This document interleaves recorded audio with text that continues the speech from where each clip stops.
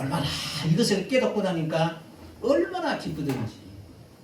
얼마나 기쁘든지. 저는 이제 뭐냐면 제가 공부하면서, 신학 공부를 하면서 제가 그 학문을 했던 그 학문이 성경 해석학을 전공을 했어요. 성경 해석학을 전공하다 보니까 여러분들이 찾지 못했던 부분들이 보이더라고요. 보여요. 찾지 못했던 부분들이 보여요. 그래서 그런 것들을 이렇게 간추려서 그런 것들을 간추려 가지고 이렇게 만드는 것이 하나의 자료가 돼서 그래가지고 학생들을 가르쳤던 것들이에요. 근데 나도 이걸 보면서 이런 비밀이 숨어 있었구나. 자, 그건 무슨 말이냐면은, 그게 무슨 말이냐면은, 이스라엘 백성들이 혼인을 하려면은 세 단계를 거쳐요. 첫째 단계가 무엇이냐 하면은 약혼의 단계예요. 약혼의 단계는 당사자가 몰라. 왜? 왜 자네 집에 이번에 딸 낳았다며? 우리 지금 아들하고 맺어주세. 그래. 멀리 갈 필요는 뭐 있는가? 그냥 우리 그냥 여기 그냥 이렇게 가까운 데서 서로 그냥 사돈 맺세 해가지고 부모끼리 맺어요. 이렇게 맺어. 어렸을 때. 그러면 이 애들이 알까요? 모르잖아요. 그런데 이 부모끼리 맺어. 이것을 가리켜서 약혼이라고 해요. 약혼. 근데 이것을 잘못 해놨더라고요. 내가 그래서 성수공에다가 내가 전화를 했어요. 우리 말로 말하면 우리말로는 약혼하고 결혼하잖아요. 근데 약혼의 그 단계를 잘못 포기를 했더라고요. 그래서 전화를 했더니 새로 개정을 번역을 하면서 그때 바로 잡았더라고요. 그 무슨 말이냐면은 정혼 관계를 약혼으로 해놓고 약혼 관계를 정혼으로 해놨더라고요. 이렇게 뒤바꿔놨더라고요. 그게 무슨 말이냐면은 당사자의 부모끼리 서로 이렇게 맺는 것을 가리켜서 약혼의 관계라 그래요. 그러면 약혼한 자들이 서로 이렇게 성숙해서 어느 정도 이제 커가면 부모들이 가르쳐주지 않겠어요? 너는 누구하고 너는 약혼한 관계다. 누구하고 약혼한 관계다. 그러나 아무리 부모가 서로 이렇게 약혼을 해 놓았다 할지라도 당사자가 좋아야 되잖아요. 서로 맞지 않으면은 서로 맞지 않으면 못 하잖아요. 그러면 이제 여자가 보통 13살 이상 넘어지면은 보통 16세가 되게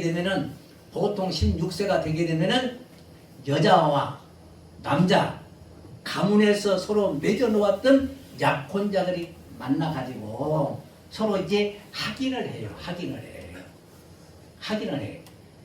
그것을 가리켜서 우리나라에서 하는 것은 그것을 약혼식이라고 그러죠. 약혼식을 해. 그런데 그 약혼식이 무엇이냐면은 당사자들끼리 서로 만나가지고 의견을 서로 나눠보고 해서 서로 마음에 들면 부모들이 또 함께 모여서 우리 약혼식 하는 것처럼 이렇게 해요. 이렇게 그때에 이런 현상이 있어요. 무슨 현상이냐 하면은 남자가 성경에서 따다가 그걸 다 지금 했더라고요. 지금 보져 있는 것이 남자가 여자에게 청혼을 해요.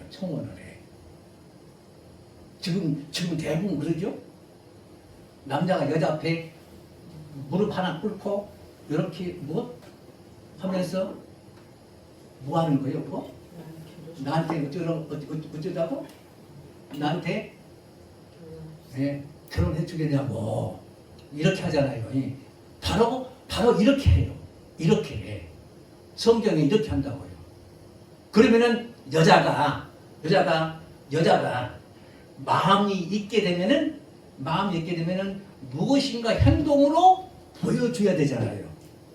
마음이 있으면 행동으로 보여줘야 돼요.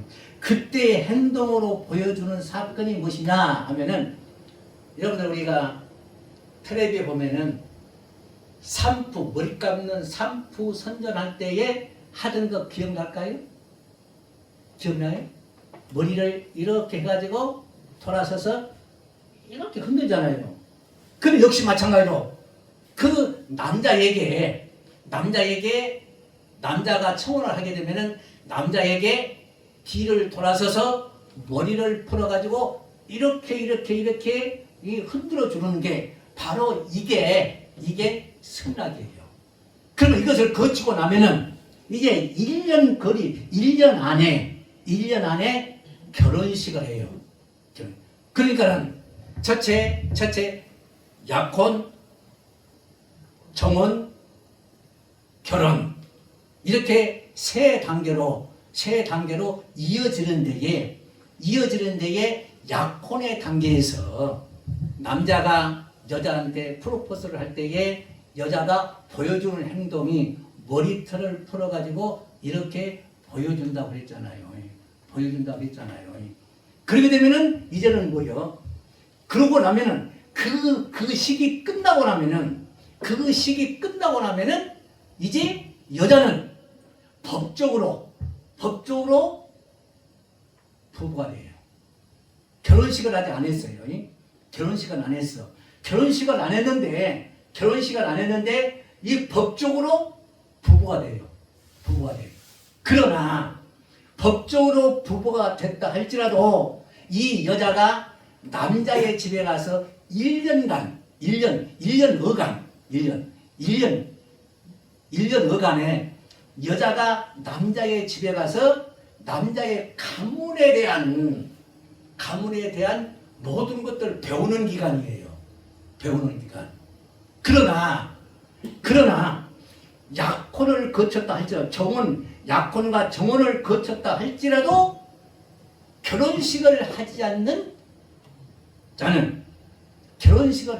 자는 한방거치를 못해.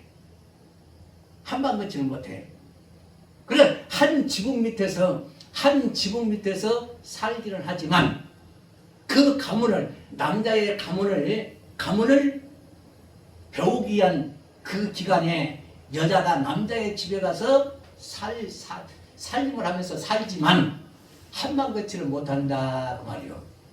그런데 그때에 우리가 성경에 보면은 마리아가 요셉의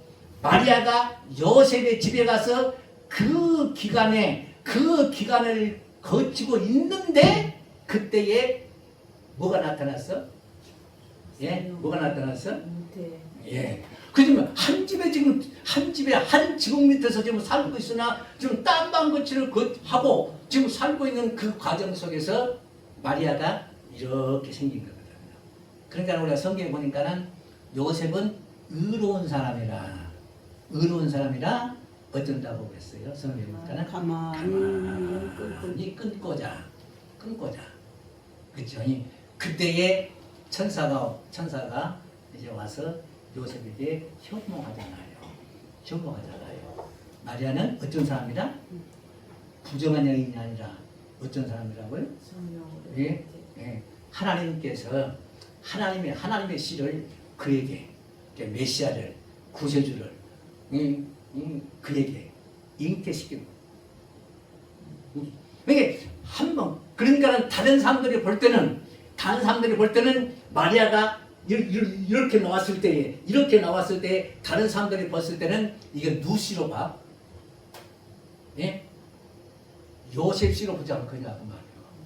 다른 사람들이 볼 때는 그러나 요셉과 마리아는 한 집에서 한 지붕 밑에서 살고 있었지만은 한방거치는 안 했다 그 말이요. 왜? 그 법이 있기 때문에. 그러니까 이 여인이 머리털로 예수님의 발을 머리털로 씻었다고 하는 말은 무슨 뜻이 될까요?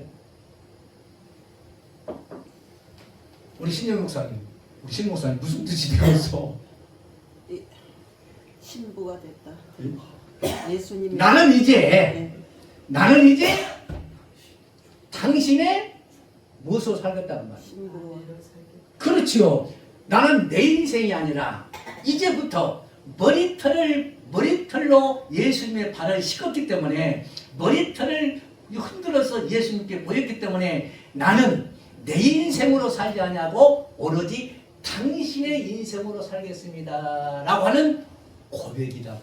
아멘.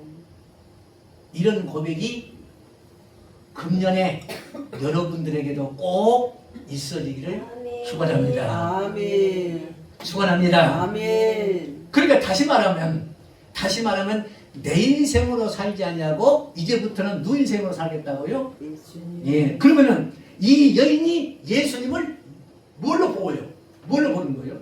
신랑. 예? 그렇지요. 예수님을 신랑으로 보는 거예요. 이제 그러니까는 예수님이 죽으라 하면 죽고 어쩐다? 살아만 살고 이제 오로지 내 인생은 없고 누 인생으로 산다? 예수님의 인생으로 살겠습니다 하는 고백이라 그 말이야. 아멘. 금년에는 이 고백으로 여러분들 금년 한 해를 사시기를 축원합니다. 아멘. 저 시간이 있어서 짧게